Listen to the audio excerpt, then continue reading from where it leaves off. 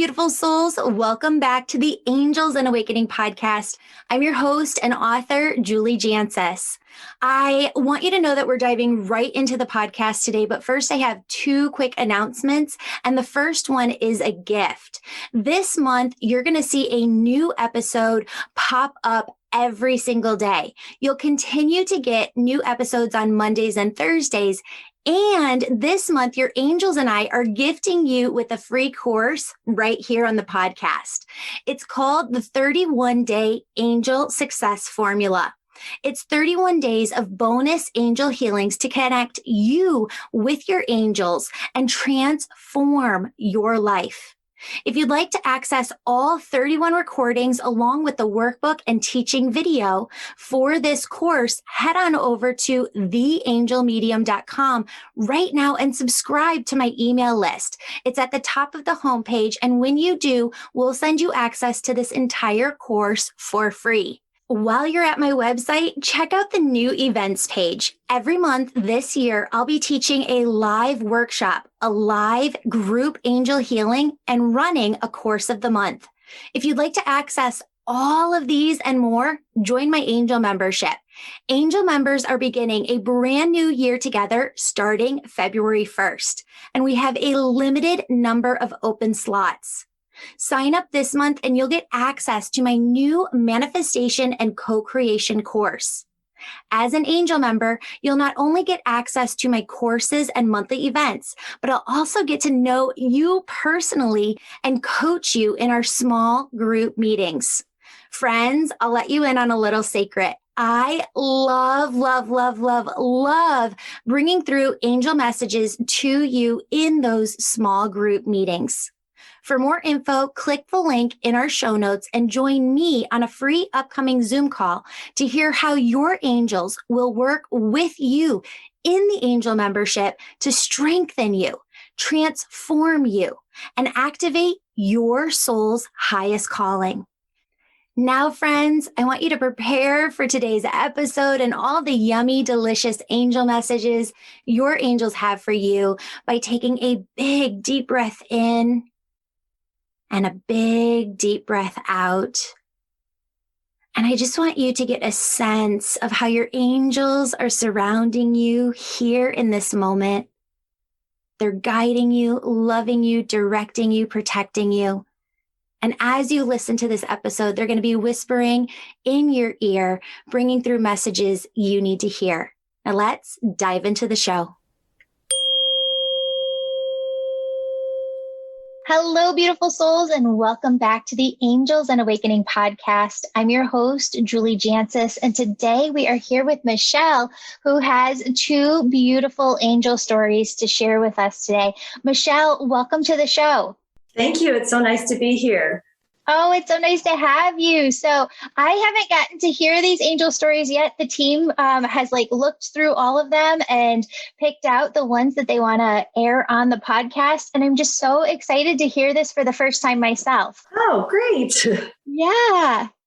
So have you take it away?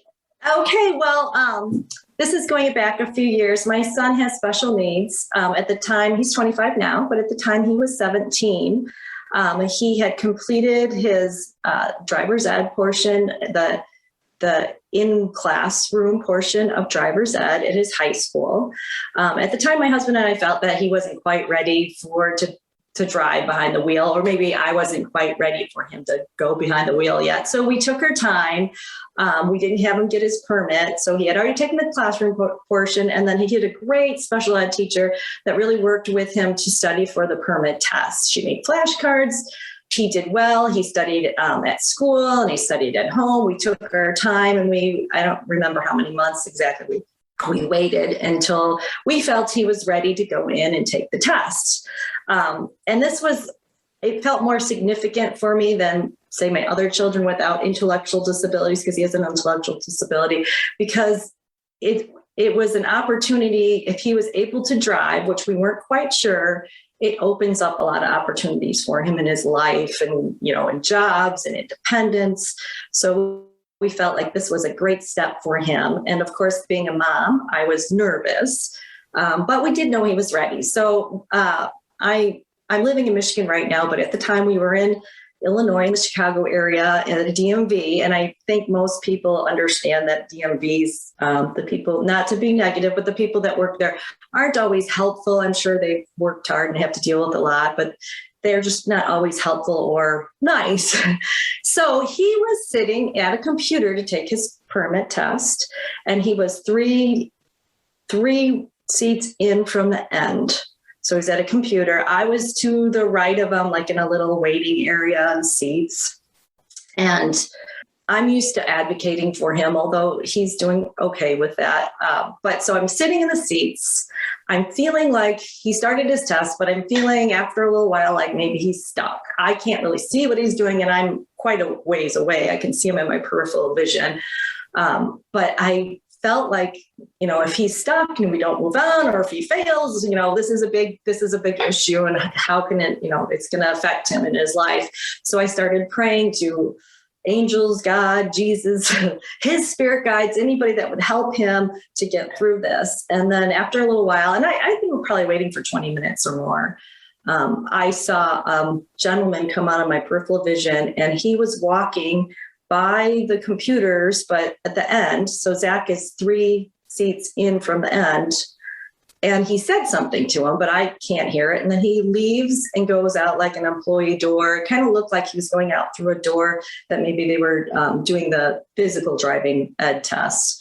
So after a while, my son Zach finishes his test and he passes. Luckily, we were very thrilled. I think he got 2 wrong. And then we stand in line and we have to go pay for the permit and whatever and get the paperwork done, this picture. So I asked him, what did that guy say to you? Because I'm like, I was looking for the guy to come back the whole time he was finishing the test, and I just never saw him come back because I was surprised. Why would somebody talk to him? Because it's a DMV. It can't help them, because I was feeling helpless. Like nobody helps them. It's just you're on your own at the DMV. So he said, the gentleman said to him, you have to put the 0 before the 1. His birthday is in January, and he was stuck on his birth date because he was just putting 1, and he also has his January 4th. So he's putting 1-4. So he did that and he was able to pass.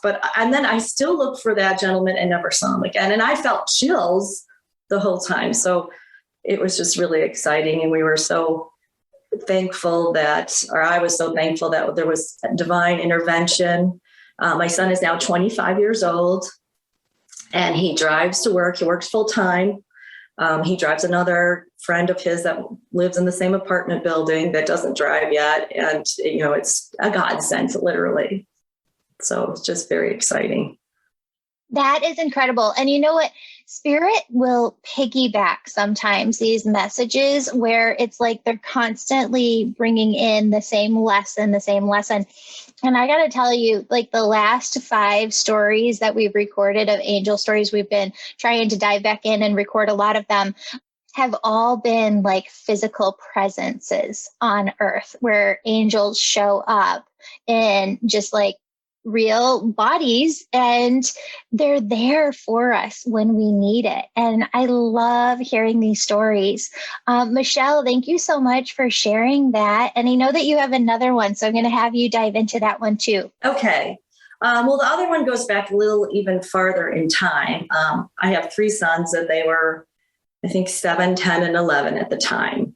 And we had done an overnight camp in Wisconsin. We were living in the Chicago suburbs. So they had been there a week, and my husband and I drove with our minivan to go pick them up after a week-long overnight camp. And as we were loading the minivan of their sleeping bags and everything, sometimes I do this. I have kind of premonitions, but don't really recognize them as premonitions. But I did kind of had a premonition that, like, emergency workers on the side of the road, because we had another probably 2 hours drive back. But I put that out of my head. I'm like, why would I be so negative? We're just getting in the car. We're fine. So we all climb in the car, putting that aside, my thoughts aside, but it was pouring down rain, and we were on a divided highway so 6 lanes. So we were all the way on the left of the highway in the pouring down rain. And I remember noting that there was cars all around us. My youngest son, who was only 7 at the time, decides to take off his seatbelt and like get something in the back of the van, which he might have felt more comfortable because we used to do long trips to Florida and occasionally we would take off the seatbelt. But at the time I felt panicked. I'm like, put your seatbelt back on. And he's like, I'm just getting something. So I said it several times, kind of in an irritated, loud voice. And then he did put a seatbelt on. And I remember the click of his seatbelt. And I swear it was only like a couple minutes later, we started to hydroplane. And I had just noted that there was cars all around us. We're in the pouring down rain. Luckily, my husband remembers his driver's ed lesson about what you do when you're hydroplane. I would never remember that myself, but he remembered. So he's managing the car. I'm like clenching and everybody's silent because we're like, oh my gosh. So I start praying for help. I don't even remember what I prayed. I just didn't remember I was praying for help. And I'm thinking as we're turning around 3 lanes of traffic, thinking we're going to hit these cars, we're going to flip over. And it miraculously, we landed in a bank on the side. There was grass. It was just a bank and we were facing the right way. So we did a total 360. We landed on the grass and we were, silent because we're like, all okay. My youngest was kind of funny at the time. And I'm like in tears because like, we're okay. And he starts screaming, I'm going to die. I'm going to die. I'm like, you're okay. You're fine. And a gentleman that was in a truck pulled up behind us or like in front of us and said he saw it and he got out and he came to the window and he said, I just want to make sure you're okay. I don't know if he was an angel or just a nice person, a bystander. I told him we were fine. My husband got out of the car, walked around, didn't say a word, but we were all shook up. So then we drove the rest of the way. We were meeting our friends that had been in the same camp at I don't know if you know the Brat Stop. That's not very far from Chicago. So we pull in, we get out of the car. The minivan that was white was all full of mud. And in the back, we had a hitch because we also have a boat that we pull. So in the hitch was like wildflowers that we had run over that were neatly like placed in the hitch, like a bouquet of flowers. And my husband and I were both kind of freaked out about it and felt that we had an angel with us. He feels that it probably was his brother that has passed away. But whoever it was, we felt that it was divine intervention because I literally felt like the cars parted like the Red Sea. But that was just, and we remembered that we kept the flowers in a flower pot for a while, for just as a reminder. And it was just, we're very thankful to be alive. And we walked away without any scratches or anything or any kind of accident. My kids considered it was an accident, but we really didn't have an accident. We just had a near accident. So it was very nice to be blessed. Oh my goodness. That is an incredible angel story. It's interesting. I'm trying to decipher here because there was this male energy before you started talking today. I feel like it's been with me since we got on the call. Who's the fatherly energy on the other side? Unless it's a grandfather. Mm-hmm. My grandfather, maybe. But Yeah. I don't know. I have 2. Okay. Is it your dad's side that you were closer to? He lived longer than my other grandfather, so I knew him longer in life for my life. Okay. Because there's that coming through this fatherly energy. And as soon as I tapped into the fatherly energy, Archangel Haniel appeared, and she had been there from the beginning too. And she said that you were a healer, and she came in saying that you're not trusting. We all get these intuitive hits. And sometimes, like to your point, what you were saying before, we push it away, like you were getting that premonition. Right. But this is more so like about you and your your life as a healer, that you're getting like these downloads, or you're getting this information of where you're supposed to be going and how you're supposed to be taking this. And it's almost like she keeps saying that you're pushing that away. And she's like, I need you to trust that what we're showing you is what is meant for you. Do you understand that? Yes, I do. And I've been kind of asking for that. So get out of here, really? perfect. Okay. So she needed to bring that message through. I need you to know it's really that dad side. I don't know if dad's dad was kind of more philosophical in nature, like more of a thinker or like a processor. I don't know that I would call him religious, but he feels very, very spiritually connected. And he was. I remember that about him. He had an icon and he would go and pray at the icon and the light in the window. Yeah.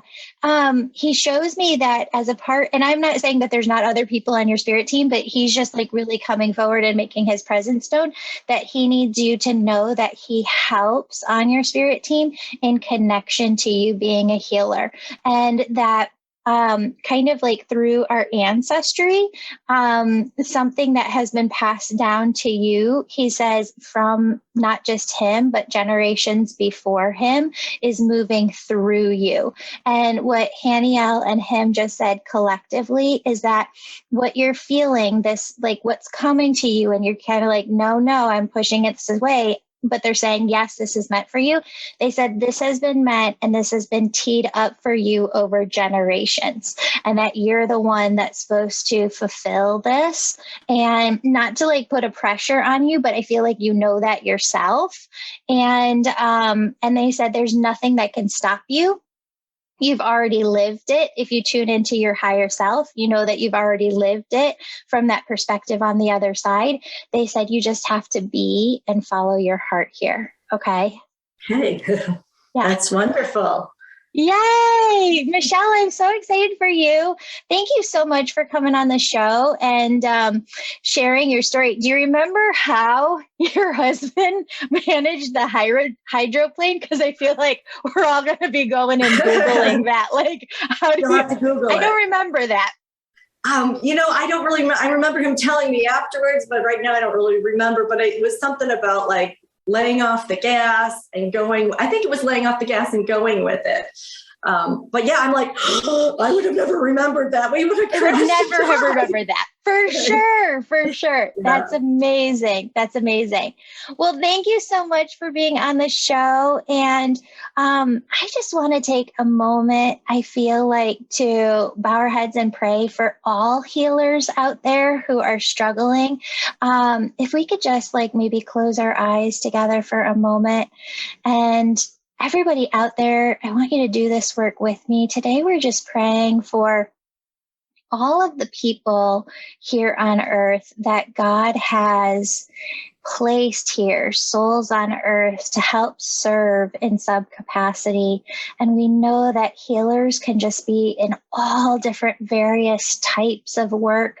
But Lord, we just pray that you bless every healer on earth with the angels next to them, the confidence within them, to know that they are on the right path and that they can trust what you place on their hearts, God, and just allow that to lead them to not go overboard, but just to help the souls that they're here to help. And by following their heart and doing what they're called to do and take those action steps, they're able to impact a certain number of people here.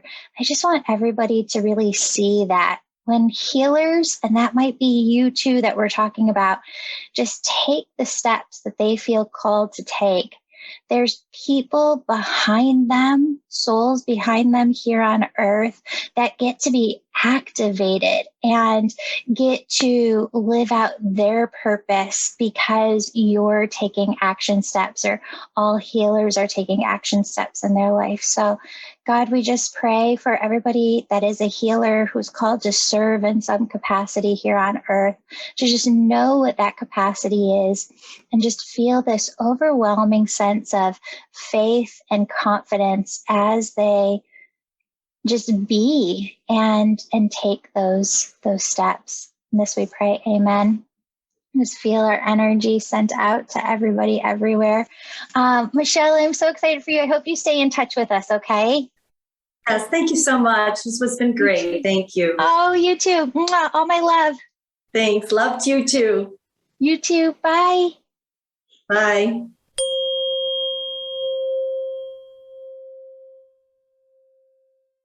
Friends, thank you so much for listening to the podcast. Wanted to let you know the winner of this month's drawing is in the show notes. Also, exciting news. My book, Angels and Awakening, is now on Audible, as well as Barnes & Noble and Amazon. Thanks so much to everyone who supported this podcast by purchasing a copy and writing a review. If you're on Instagram, connect with me live at 7:30 p.m. Central Time, Monday through Thursday evenings for mini healings with your angels. Also, if you'd like to go deeper by learning how to connect with your angels and loved ones in heaven and hear your own intuition, join my angel membership or attend one of my monthly events. Click the links in the show notes to learn more or visit theangelmedium.com for a full list of events. You can also be my angel by sharing this podcast with someone close to you. Thanks, friends. Open up your heart to all of the unexpected blessings your angels, your loved ones in heaven, and your guides are trying to bring through to you right here, right now. Bye, everyone.